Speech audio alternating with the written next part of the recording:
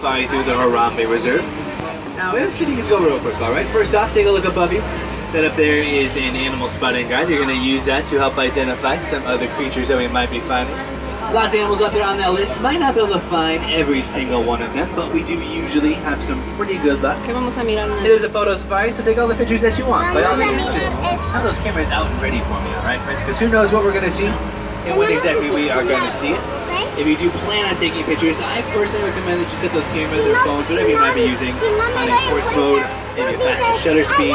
Because we'll be moving, sometimes those animals are moving, and pictures they can come out kind of blurry. So I just want to make sure that you can get the best photo possible. And lastly, but most important, I do ask that you all remain seated for me at all times. Keeping those hands, arms, and legs inside the truck. It's pretty bumpy out here, as you can find out. So it is just best for your safety that you do remain seated. But while we wait, my friends, our signal should be coming through here in the next few moments. Is this anybody's first safari? Raise your hand if this is your first safari ever. All right. Glad to have you back there. Well, welcome. Happy to have you. And for those of you who are coming back, it's good to see you again. No two surprises are ever the same, so it's always going to come back a second time, third time, even a 100th time, whatever floats your boat. But all right, friends, here we go. This is our first stop. This is the Little Atiri Forest. And the animals that we might find out here in the forest, they tend to blend in really, really well. Their natural colors and markings help them do so. So we gotta look a little extra harder for them while we're out here, alright? It's kind of like one big game of hide and go seek. But if you look out there to your right hand side, there is an okapi out there. Okapis are very shy. They weren't discovered by the Western world till about 1901. Now those striped legs is what helps them blend in really, really well. And with those striped legs, lots of people out there think that they're related to the zebra in some way, shape, or form, but they're not. They're actually the only known relative of the giraffe. Giraffe and okapi, they share the same skull structure, and that is what makes them relatives. Now, it does look like we're coming up on a watering hole. Watering holes can be an important gathering place out in the forest. Might be able to find some of the more rare species out this way. They do kind of tend to flock to these areas, so we'll get a little bit closer down here towards the water's edge. See if we can't find anything.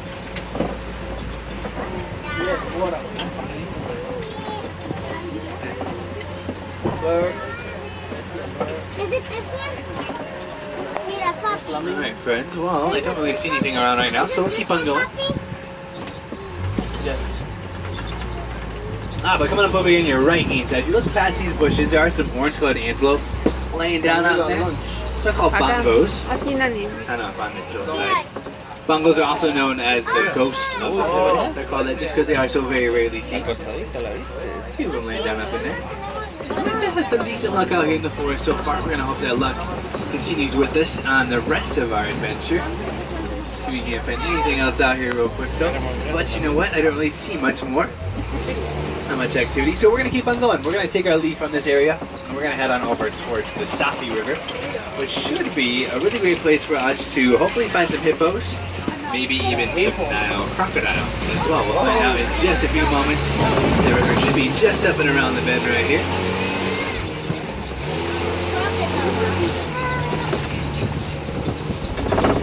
Alright, so here's the river. Now hippos, they do spend most of their day in the water, keeps them cool. And they'll hold their breath for about 5 to 8 minutes at a time. They can also sleep underwater. They'll come up for air automatically. Keep going upstream here, friends. See if we can't find some in another section of the river.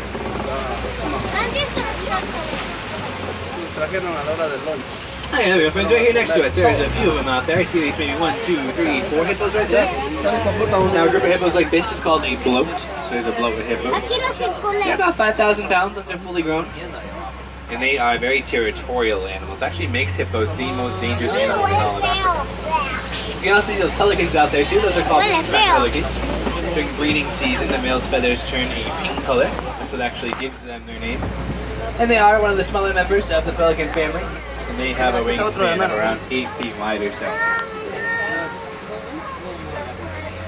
But remember, folks, we're looking for crocodile too. Sometimes they look like logs floating in the water. So if you see any logs down there, make sure that you have a double take. Very well could be a crocodile. There are some hippos out of the water, my friends. If you can see them laying down on that shore down there on your left. All laying down in the sand.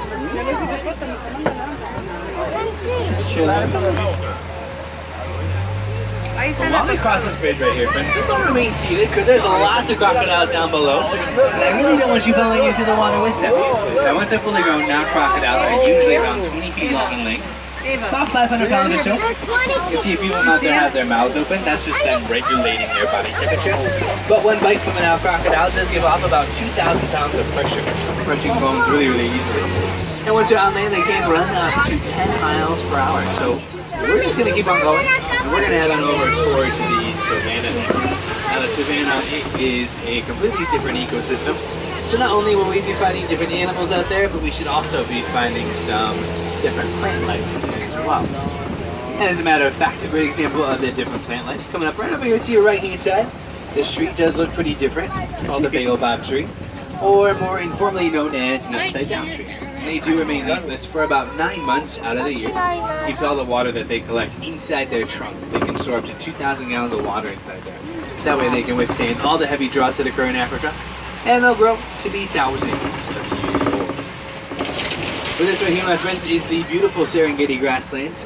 They stretch across East Africa for thousands of miles, and it works as a superhighway for millions of migrating animals. And it's the home to some of the more iconic animals like the giraffe, the elephant, the lion, the cheetah, the zebra, all of which we will hopefully be finding somewhere out here. It's definitely the wild Africa that we are working really, really hard on protecting and preserving. Now, I definitely see lots of animals way out there in the distance, friends, on our right, and we'll get out there eventually, I promise. But first, we are going to stick along this forest line right here, because sometimes you can find predators hanging out in this area. They really like to keep shelter in the trees of the forest while having a nice lookout over the savannah, watching for any prey that may come strolling by. So let's see if there's anybody around here. If you look out to your right-hand side, my friends, there's that fallen tree out there. Blends in kind of well. It's got a white ring of fur on its backside. There we go, moving around out there. It's called a waterbuck. They have an oily substance in their fur. It keeps them waterproof, so they can move through the water pretty quickly if they need to. Alright, friends, there we go. Out there to your left-hand side, there are some African wild dogs laying down there. Also called painted dogs, because of all the unique colors that they have going on in their fur. Now, they're very social animals, but also the most successful hunter out on the savannah. They're even more successful than the lion. A little bit different, though, from the dog that you might have back home. For one, they can't bark, and they communicate. More or less sounds like a squeaky toy. And they only have 4 toes, whereas your pup at home has 5 toes. Now, it looks like coming up the road, my friends, you're going to see some termite mounds. When they bake in the hot sun, they can be as hard as concrete. They're made out of mud, termite saliva, and termite dung. Elephants, they really enjoy using them as scratching posts. And then smaller animals like antelope and gazelle, they'll hop up on top of there, and they'll use them as lookout posts, looking for any predators that may be out and about. Also, if you take a look at all these trees around us, you'll see that there's really not much vegetation on them till about 20 feet up or so. And that's because of the giraffes. They like to eat the undersides of the trees. And then if you see any trees that have been knocked over anywhere along our adventure, that's probably the handiwork of the elephants, because they like to act as the bulldozers. They'll come around, knocking down the trees just so they can get to those leaves that are on the very top. But we're slowly making our way out here towards the open plains. We're going to get one last quick glimpse of that water buck. Looks like there's another one further out past all the tall grasses way out there. Alright, friends, as we come out this way, I definitely see some more baobab trees way out there on top of the hill. Looks like some more termite mounds as well. Also laying down there with the really large horns. It's an Ankoli cattle, so there's a few of them out this way. But they're the only domesticated animal found out on the reserve. And these horns that they have, they do look really heavy, but they have a honeycomb pattern inside of them, and that allows blood to flow through, so the animal can then regulate its own body temperature. So each one actually only weighs about 5 pounds or so. They're really, really light. And they are domesticated, but they're not used for milk or for meat. They are more of a status symbol. So say you're living in a tribe over in Africa, the more Ankoli cattle that you have, the wealthier you are. Also, my friends, quite a few animals. Wow, yeah, quite a few animals over this way. Closest to the road, including the little baby right there. These are Patterson's eland, these really large antelope. Patterson's eland, they are the largest member of the antelope family. An adult male, which I actually don't see around right now. It's about 6 feet tall at the shoulder and over 2,000 pounds. They're really big, but those 2 babies are just got up onto that hill there. Also, some wildebeest out there, those gray animals. Wildebeest, they are part of one of the largest migrations happening in Africa. thousands and thousands of wildebeest. They'll migrate across the Serengeti in search for food. Zebra will often join them as well. Also coming up over here on our left, my friends, you're going to see some giraffes. They are the tallest animal in the world at about weighing a little over 2,000 pounds. Quite a few of them right here. 2,000 pounds? Now, a group of giraffes like this is actually called a tower, which is pretty fitting just because they're the Mírame, tallest animal Natalie. in the world. There's a little baby giraffe Natalie, mírame, down Natalie. there in the tall grasses. Natalie. It's kind of hard to see Natalie. from this angle. You can kind of see him out there though. Actually not allowed to stop though because of the baby. So we'll slowly unbuy. If you look back over here on your right hand side, friends, there are some little tame up over here. Those are called springbok. They can jump about 10 feet up into the air. It's called pronking. They can also run 60 miles an hour. Alright friends, quite a few animals right in that little area. So we're going to keep on going. We're going to come on into a little section of the reserve that we safari drivers really like to call Monkey Point. Now we call it that just because a troop of mandrills can usually be found hanging out over here. Now I don't know about monkeys, my friends, but we're definitely going to see an elephant right over there on your right hand side. This elephant does appear to be alone, so I'm going to assume that it's a male elephant. Males reach maturity around 13 to 15 years old. So that's when the females then kick them out of their group, and the boys then go off on their own, and they can either join other male groups or they'll just simply stay by themselves. Pounds of food a day. Now I actually don't see any mandrills around right now, my friends. So we'll keep on going. We're gonna see if we can't actually find the herd of elephants. So we're looking for all the females. Female elephants are always a little bit smaller than the males. Like I said, males are around 12 to 14,000 pounds. Females are usually around 8 to 10,000. And both male and female elephants, they are both poached for their ivory tusks, unfortunately.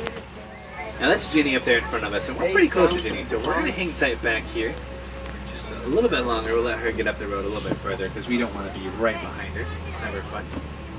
Once we get going, we are going to head on over towards the red clay pits. Because since that male elephant is over in this area, all the females are probably going to be over there because they don't like to hang out with him all too much. So we'll see if we can't find them. There's also another watering hole over there too, which they like to gather around. So hopefully we'll find them somewhere over there. Now they like to go around the red clay pits because they'll actually eat the clay. It gives them the vitamins and minerals that they need. So as long as we can get across this rickety old bridge right here in one piece, nice and safely, we'll get to the other side, come around that corner up there, should be coming under a bridge, and that's going to put us right in the middle of the clay pit. So we'll check it out, see if we can't find any signs of them. If we can't find them here by the clay, then we'll just keep going up the road towards that watering. Well, let's see, here's the bridge. Here's the clay. Alright, friends, definitely take a look in the clay. On both sides of the truck, you'll see tusk marks in the clay. And there are elephant tracks right down there in the mud too, which all of you are off to the left over here. Oh, friends, there's a little baby elephant out there. Do you see that little baby out there? Right next to Mom. Yeah, she's very tiny. She looks really tiny.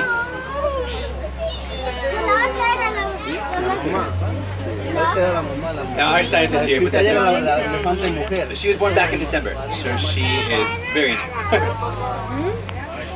Yeah. Super daddy. Now our scientists here on the reserve, they have been studying the vocalization patterns of elephants and how they communicate. And they discovered that they are communicating in really low frequency rumbles. These rumbles are such low in frequency that we as humans, we can't hear them.